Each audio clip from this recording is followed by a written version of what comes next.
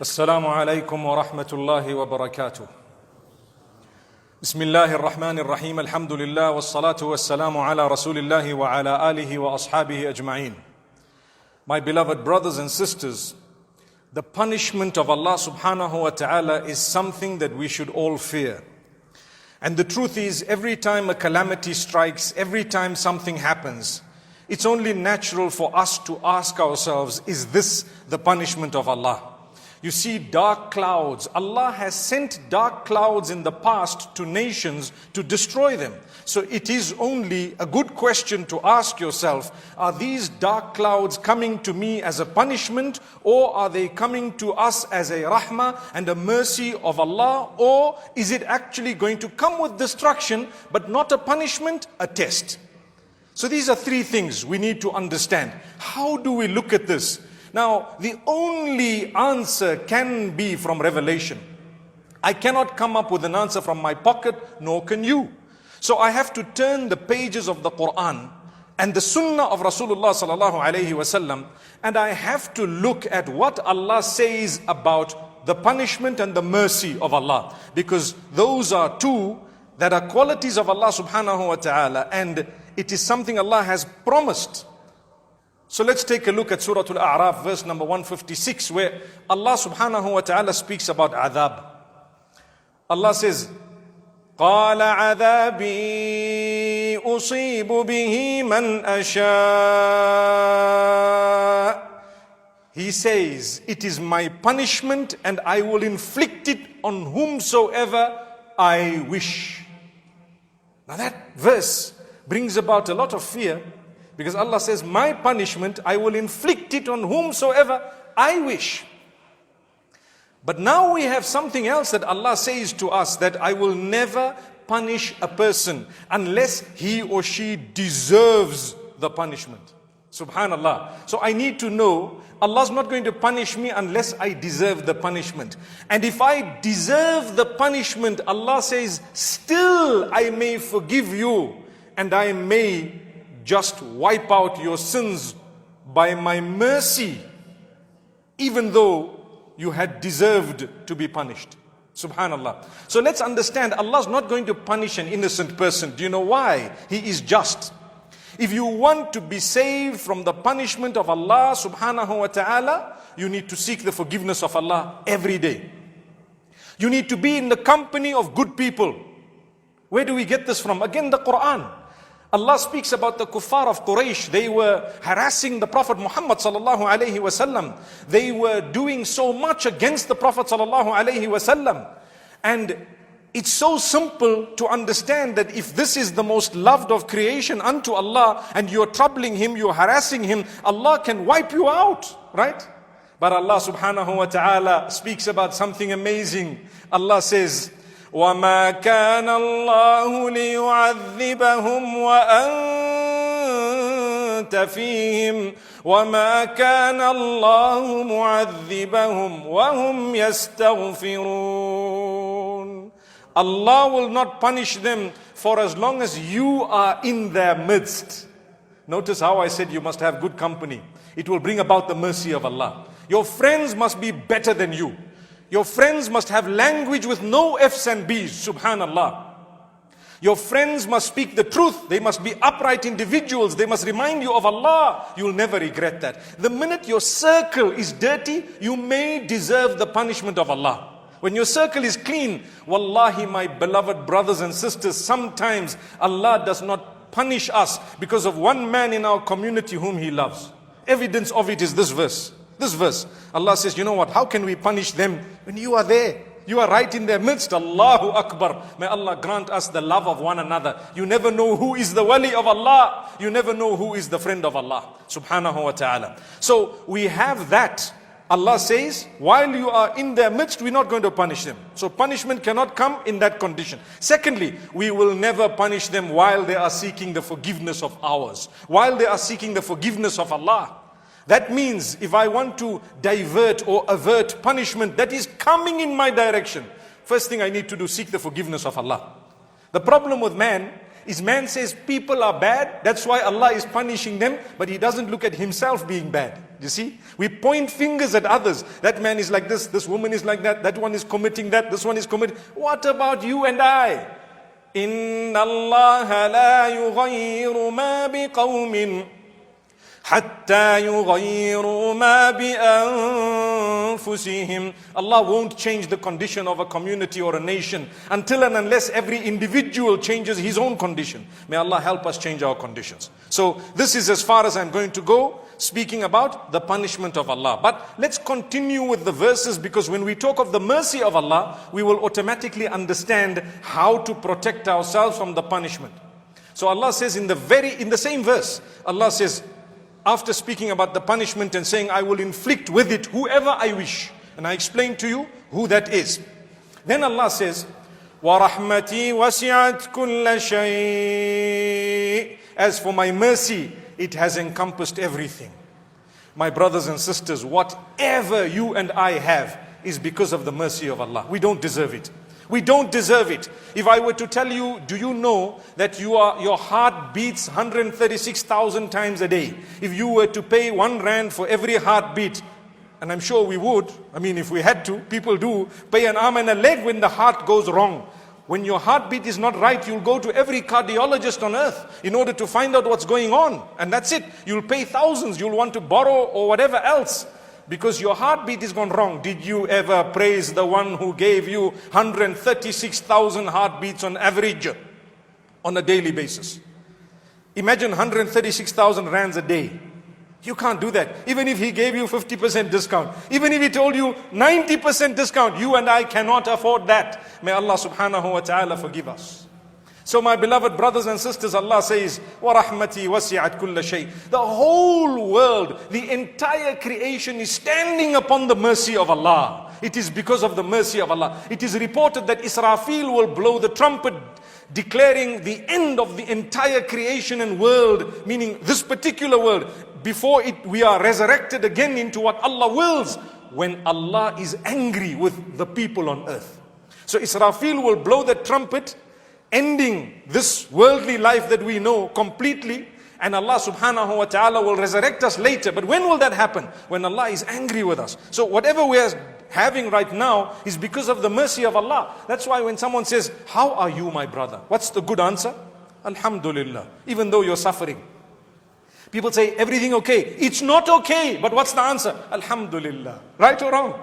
What's another answer? Shukr. What's shukr? It means gratitude, thanks to Allah. People say, how's business? You're suffering a loss, but you say shukr. What does that mean? I'm thanking Allah. May Allah subhanahu wa ta'ala grant us His shukr, meaning the ability to be thankful and show gratitude.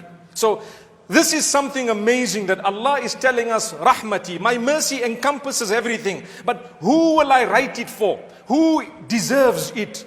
فَسَأَكْتُبُهَا لِلَّذِينَ يَتَّقُونَ وَيُؤْتُونَ الزَّكَاةَ وَالَّذِينَ هُمْ بِآيَاتِنَا يُؤْمِنُونَ.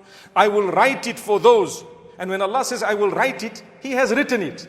He says I will write it for those. لِلَّذِينَ يَتَّقُونَ. Those who have taqwa. I'm going to translate that just now. وَيُؤْتُونَ الزَّكَاةَ. Those who give charities to the poor. And zakah also means to develop yourself. Tazkiyah. It means to develop yourself, your character, your conduct, and your qualities. The heart needs to be cleansed when it comes to how it interacts with the rest of creation.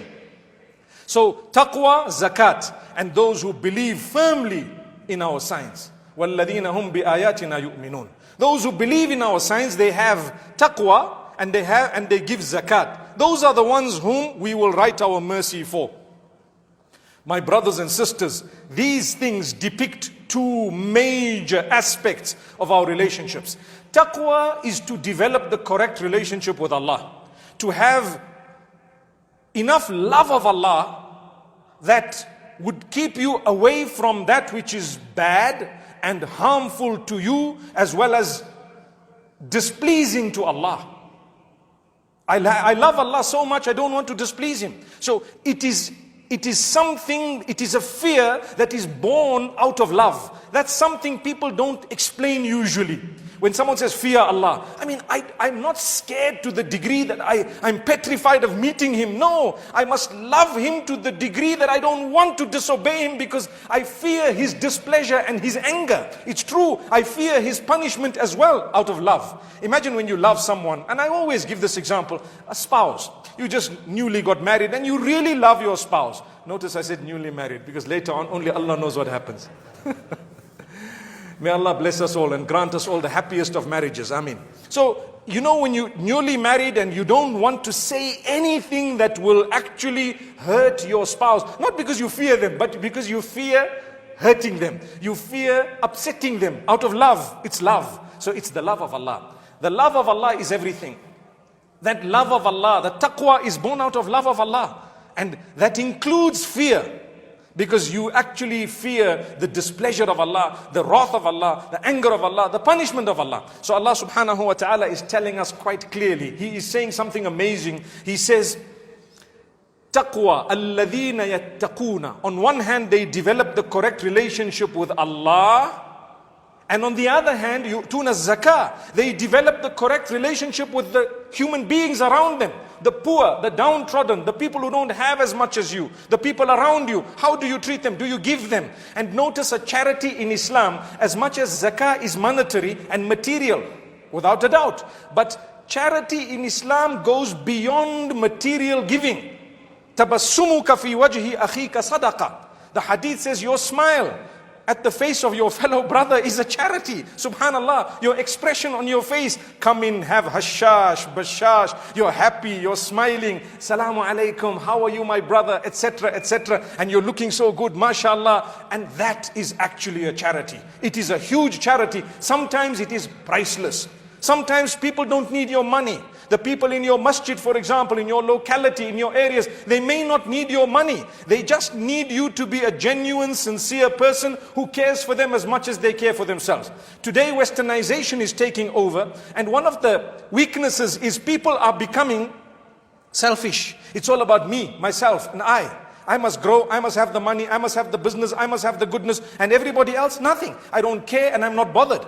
But if I'm doing well, I'm okay. I'm sitting in my house, me and my kids are doing well, and that's it. No, a true mu'min, alladhina yu'tuna zakata. Did you look for the poor? Did you find them? Did you reach out to them? Did you give them with respect and dignity? That's what it is. Today we have organizations, Al-Imdad, Abdullah Aid, whoever else it may be across the globe, genuine people who are doing our work for us.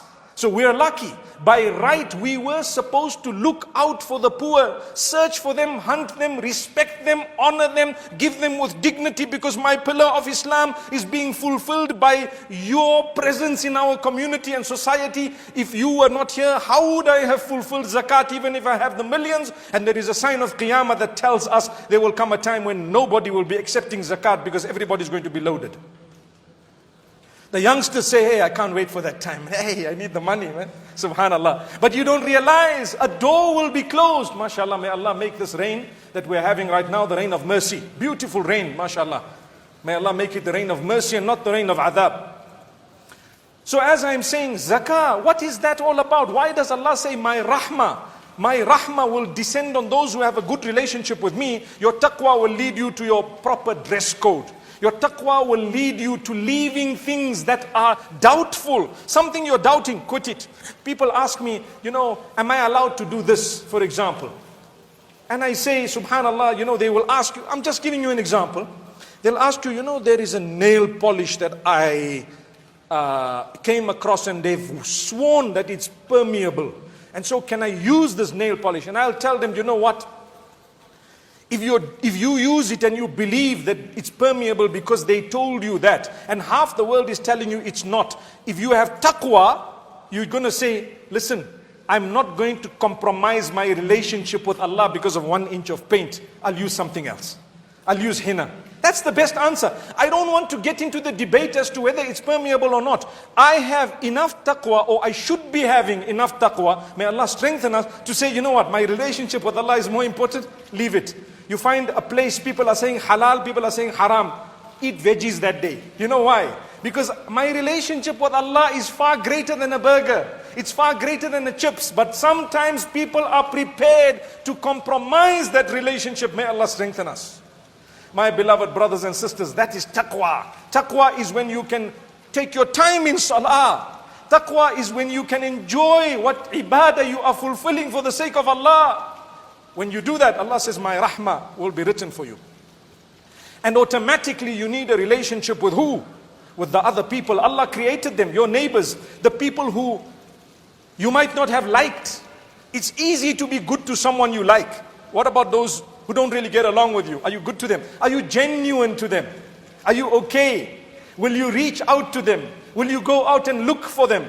And be kind to the poor and so on. That is called yu'tuna zakah. You know what? Allah says, وَالَّذِينَ هُمْ بِآيَاتِنَا يُؤْمِنُونَ. Those who believe in our signs. And you know who are those?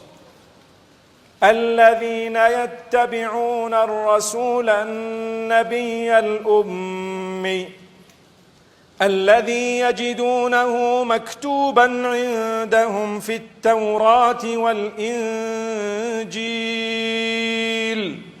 يأمرهم بالمعروف وينهاهم عن المنكر. Amazing verse where Allah subhanahu wa ta'ala says they are the ones who follow the messenger who was unlettered. Unlettered, by the way, does not refer to uneducated, astaghfirullah. Nabi sallallahu alaihi wasallam was the most highly educated. He was educated by Allah. He was given the gift. He knew more than everyone put together. So Allah didn't want him to read and write simply because he didn't want them to say that he read from elsewhere and he wrote something. And that's quite clear in the Quran. Allah says, إِذَا الْارْتَابَ الْمُبْطِلُونَ. Had he been able to read or write, then some people might have come to create doubts. But Allah says, you know what? He was the most highly educated. To this day, we have teachings that will bowl mid-wicket, will bowl out any educated person. Look at the virus that has taken over by storm. Tell me the role of the black seed. Tell me the role of the oil, the black seed oil, and what it played and continues to play. And where did it come from? Subhanallah. What did they find its contents? Did they not find the contents of it, including some chloroquine? Subhanallah. Who taught us? When we say unlettered, we are never ever referring to something derogatory or something blasphemous. May Allah grant us ease. Those who want to achieve the rahmah of Allah, they will follow the Nabi. They will follow his path. They will follow his way. And why? Because whatever he brought was good. Whatever he told us not to do was bad. And he enjoined that which was good, and he told us to enjoin what is good. He discouraged and prohibited evil, and he told us to prohibit evil. If you follow his path, you will definitely be successful. Allah says, "Ulaika humul muflihun." Those are the ones who are successful. So I end on this note, and I just want to recap and remind myself and yourselves to say, if we would like to be protected from the punishment of Allah, we need definitely, if we want to be protected from the punishment of Allah, we need to seek the forgiveness of Allah. May Allah forgive us. If we want the mercy of Allah, we must develop a relationship with Allah, be kind to fellow human beings, and follow the sunnah of Rasulullah sallallahu alaihi wasallam. May Allah subhanahu wa ta'ala grant us every success. أقول قولي هذا وصلى الله وسلم على نبينا محمد.